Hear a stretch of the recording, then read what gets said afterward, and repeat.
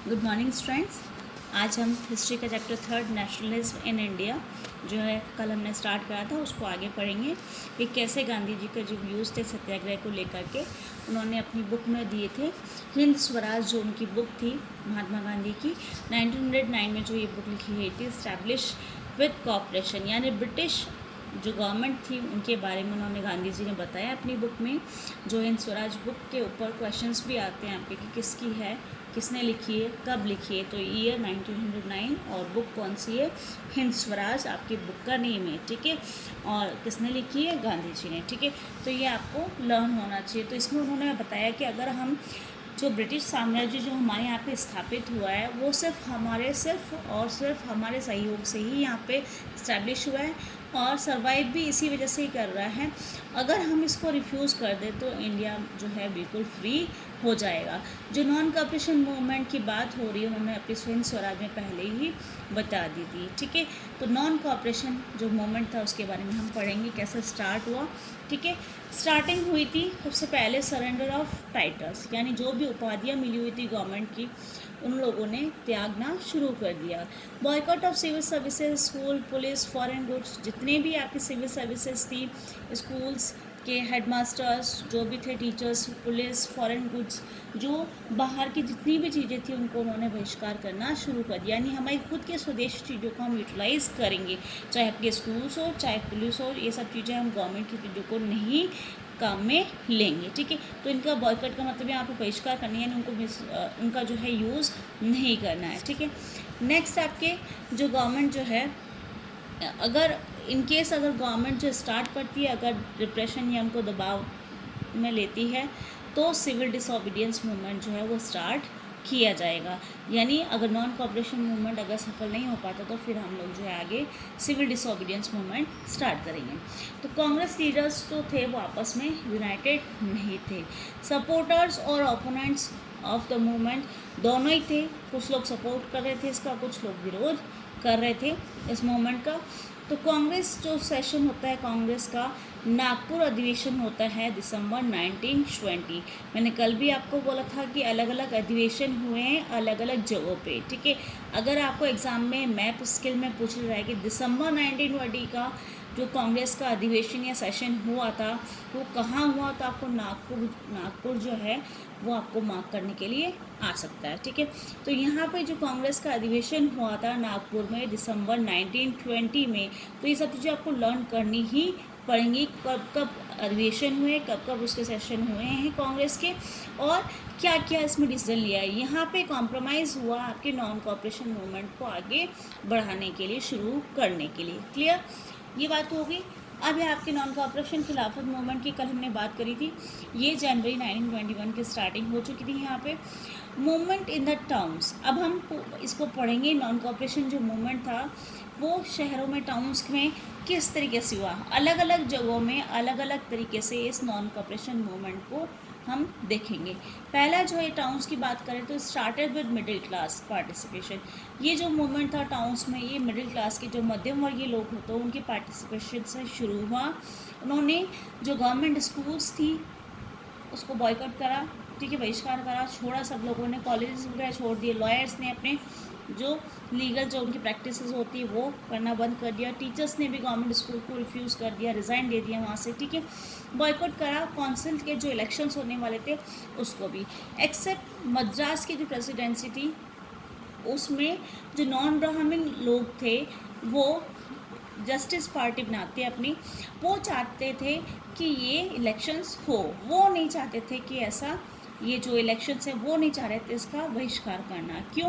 क्योंकि ये जो नॉन ब्राह्मण लोग थे उन्होंने अपनी खुद की जस्टिस पार्टी बना रखी थी। वो चाहते थे कि हमको कुछ पावर मिल जाए अगर ये इलेक्शंस हो गए तो इन लोगों, क्योंकि ब्राह्मण लोगों को उच्च अधिकार मिले हुए थे तो वो चाहते थे कि हमको भी कुछ अधिकार मिल जाए। क्लियर, ये था शहरों में किस तरीके से लोगों ने इसका रिएक्शन करा, कैसे उन लोगों ने पार्टिसिपेट करा नॉन कॉपरेशन मूवमेंट में। क्लियर, यहाँ पे एग्जाम में क्वेश्चन इसी तरीके से आता है कि मूवमेंट जब स्टार्ट हुआ नॉन कॉपरेशन मूवमेंट या असहयोग आंदोलन किस तरीके से शुरू हुआ शहरों में, टाउन्स में, तो आपको इस तरीके से पॉइंट्स में आपको एक्सप्लेन करना पड़ेगा।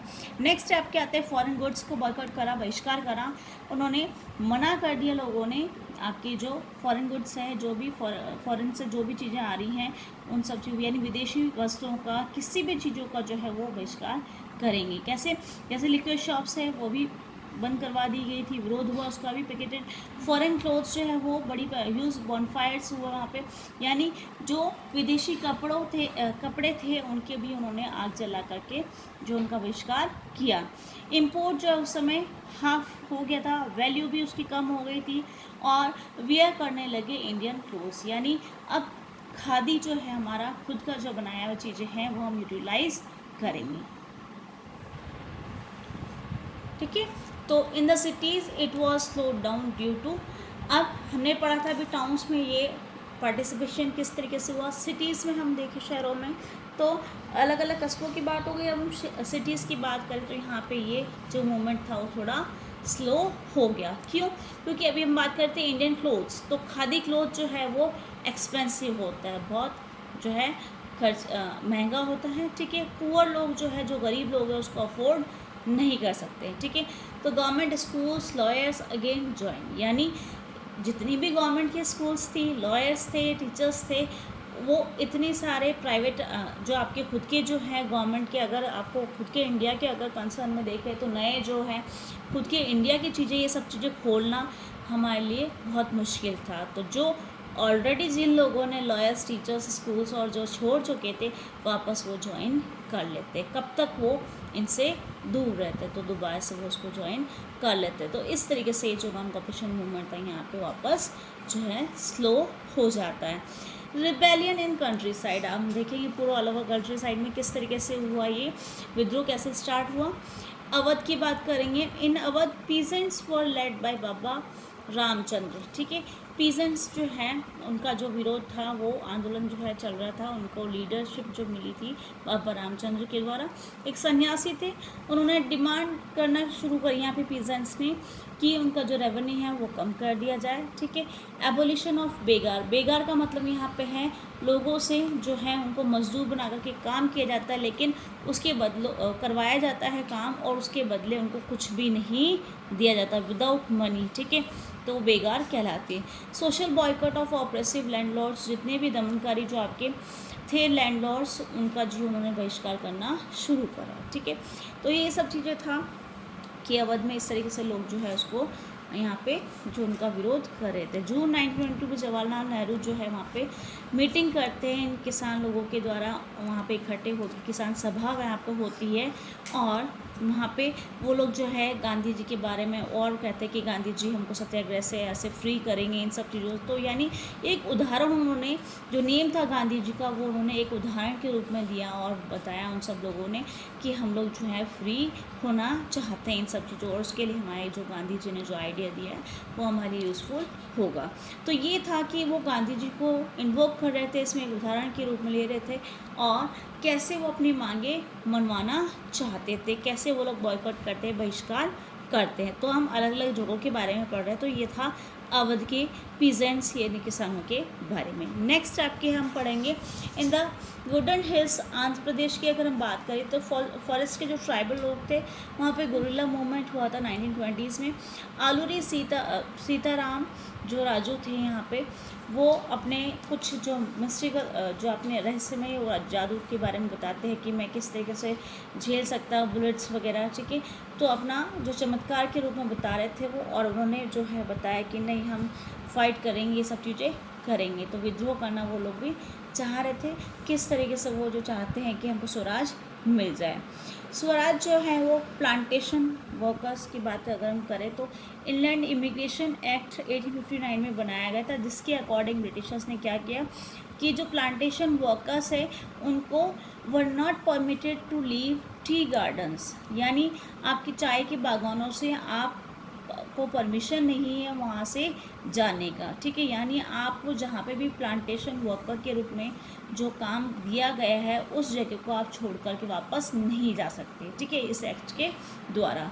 नेवर रीच देयर डेस्टिनेशन, और अगर कुछ लोग वहाँ से भाग भी जाएं तो पुलिस पकड़ लेगी या उनको मार दिया जाएगा, यानी वो अपने डेस्टिनेशन, अपने लक्ष्य तक नहीं पहुंच पाते हैं। ठीक है, वो नहीं चाहते हुए भी उनको वहीं रहना पड़ता है। ठीक है, वो छोड़ के नहीं जा सकते उस जगह को।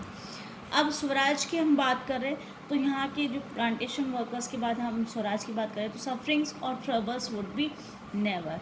स्वराज को लेकर के यहाँ पे धारणा थी लोगों में कि जो अगर स्वराज आ जाएगा तो स्वराज का मतलब यहाँ पे है कि आपकी जो भी सफरिंग्स, जो भी ट्रबल्स, मुश्किलें जो है आपकी है वो सब खत्म हो जाएंगी, ठीक है। टूवर्ड्स सिविल डिसओबीडियंस, सभी ने अवज्ञा आंदोलन की तरफ अगर हम देखें तो फरवरी 1942 में जो है विड्रॉ कर देते हैं इससे, नॉन कोऑपरेशन मूवमेंट से। क्यों? क्योंकि आपके जो यहाँ पे जो चोरी चोरा कांड होता है वहाँ पे ये पुलिस चौकी को चला देते हैं, तो हिंसा जो यहाँ पे शुरुआत हो जाती है, इस वजह से जो है यहाँ पे गांधी जी अपना वापस ले लेते हैं। उसके रीज़न अलग अलग थे। पहला था जो इनके जो सत्याग्रही थे उनको ट्रेनिंग देने की ज़रूरत थी। हिंसा मैंने आपको बता ही दिया था, क्योंकि उन्होंने पुलिस वाले लोगों को जो है पुलिस चौकी को पूरा ही जला दिया, तो वो जिंदा भी जल गए थे पुलिस मैन, ठीक है। फिर उसके बाद टायर्ड मास स्ट्रगल्स, ठीक है। पार्टिसिपेंट्स जो भी थे वो अब इतने बड़े पैमाने पे जो नॉन कोऑपरेशन मूवमेंट हुआ था उसमें वो लोग थक चुके थे, और वो लोग चाहते थे कि अब जो एक्ट 1919 का आया था उसके अकॉर्डिंग जो इलेक्शंस होने वाले थे उसमें वो चाहते थे, ये हमारे लीडर्स, कि वो इलेक्शंस में इन्वॉल्व हो और कुछ हमको अधिकार मिल जाए। तो ये कारण था कि ये नॉन कोऑपरेशन मूवमेंट जो गांधी जी वापस ले लेते हैं हिंसा होने के कारण, और कुछ ये 2-3 और पॉइंट्स हैं जिसके द्वारा वापस ले लेते हैं, और फिर सभी ने अवज्ञा आंदोलन की शुरुआत करने के लिए वो कहते हैं। नेक्स्ट है आपके इसमें कि CR दास और मोतीलाल नेहरू जी जो हैं वो स्वराज पार्टी का गठन करते हैं। फिर जो आपके लेकिन जो जवाहरलाल नेहरू और सुभाष चंद्र बोस जो है वो प्रेस करते हैं for more radical mass agitation and full independence. तो हम रेडिकल्स और लिबरल्स की बात करें तो दोनों ऑपोजिशन में थे, ठीक है, एक दूसरे के खिलाफ थे। तो उसमें ये लोग जैसे जवाहरलाल नेहरू और सुभाष चंद्र बोस की बात करें तो वो लोग दबाव दे रहे थे कि हम लोग जो है मास एजिटेशन करें, बड़े पैमाने पे हम लोग विद्रोह करें और आंदोलन चलाएं, और हमको फुल इंडिपेंडेंस से, यानी किश्तों में नहीं चाहिए, ठीक है, कि आज हमें इतना दे दो, कल इतना दे दो, ऐसे नहीं, हमको एकदम स्वतंत्रता चाहिए पूरी, ठीक है। तो उसके लिए उसके बाद हम पढ़ेंगे कि यहाँ पे जो हम बार जो है मांगे रख रहे थे इंडिपेंडेंस के लिए, तो उसके लिए हमारे जो है ब्रिटिशर्स जो है एक कमीशन बनाता है और उस कमीशन को यहाँ भेजता है, जो हमारा संविधान सिस्टम जो बनेगा, कॉन्स्टिट्यूशनल सिस्टम बनाया जाएगा इंडिया का। लेकिन उसमें कोई भी व्यक्ति, एक सिंगल इंडियन मेंबर उसका नहीं था, सारे के सारे ब्रिटिशर्स ही थे, और वह ब्रिटिश, ठीक है। तो 1928 जब साइमन कमीशन हमारे यहाँ पे आता है तो साइमन गो बैक के नारे लगाए गए, ठीक है। तो ये स्लोगन उस समय दिया गया, और जितनी भी पार्टीज़, कांग्रेस, मुस्लिम लीग जो थे वो लोग सब इसके खिलाफ जो प्रदर्शन करने के लिए पार्टिसिपेट करते। तो कांग्रेस और मुस्लिम लीग हम देख लेंगे, अलग अलग कैटेगरीज में अलग अलग पार्टीज़ थी, वो सब जो है इसका प्रदर्शन करती हैं, ठीक है। उसके बाद आपकी लॉर्ड इरविन जो है अनाउंस करते हैं अक्टूबर 1929 में एक राउंड टेबल जो गोलमेज सम्मेलन होता है, उसमें डिस्कशन करने के लिए फ्यूचर कॉन्स्टिट्यूशन जो है भविष्य में जो आपका संविधान बनेगा उसके लिए कॉन्फ्रेंस के लिए आपको अनाउंसमेंट करता है। जितने भी बोथ रेडिकल्स और लिबरल्स जो होते हैं वर नॉट सेटिस्फाइड, दोनों ही जो है उदारवादी और उग्रवादी, रेडिकल्स और लिबरल्स दोनों ही जो है सेटिस्फाइड इससे नहीं होते, ठीक है। और जवाहरलाल नेहरू जी जो है लाहौर जो कांग्रेस अधिवेशन होता है, ये इंपॉर्टेंट है आपके, मैं बार बार आपको बोलती हूँ कि कब कहाँ क्या मांग रखी गई, ठीक है। तो जवाहरलाल नेहरू जी ने जो लाहौर में कांग्रेस अधिवेशन हुआ था 26 जनवरी 1930 में जो है सेलिब्रेट करेंगे एक इंडिपेंडेंस डे के रूप में, 26 जनवरी 1930 को ही, क्यों, इसलिए हम मनाते हैं, ठीक है ना।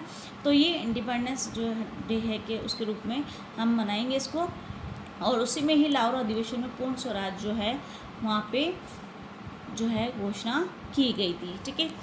और ये जो उनका आइडिया था, एब्स्ट्रैक्ट आइडिया जो था फ्रीडम का, स्वतंत्रता का, उसको गांधी जी ने बोला कि ये कॉन्क्रीट इशू हम इसको बनाएंगे, और वो भी कैसे बनाएंगे, जब हम इस चीज़ को एवरीडे लाइफ से जोड़ेंगे, यानी प्रतिदिन जो हमारे डेली यूज़ में जो चीज़ें आती हैं उसको अगर हम जोड़ दें इससे, तो कॉन्क्रीट आइडिया बन जाएगा। तो ये फ्रीडम का आइडिया, जैसे सॉल्ट मार्च की हम बात करेंगे, ठीक है, तो गांधी जी यहीं पे जो है आपके डेली यूज़ में जो सॉल्ट काम में आता है उसके लिए सॉल्ट मार्च जो है करेंगे, और वो ही आगे सिविल डिसोबीडियंस मूवमेंट की वो स्टार्टिंग करेंगे। तो ये है आपके नॉन कोऑपरेशन मूवमेंट। आगे कल हम पढ़ेंगे आपके सिविल डिसोबीडियंस मूवमेंट और सॉल्ट मार्च कैसे स्टार्टिंग हुआ उसके बारे में हम पढ़ेंगे।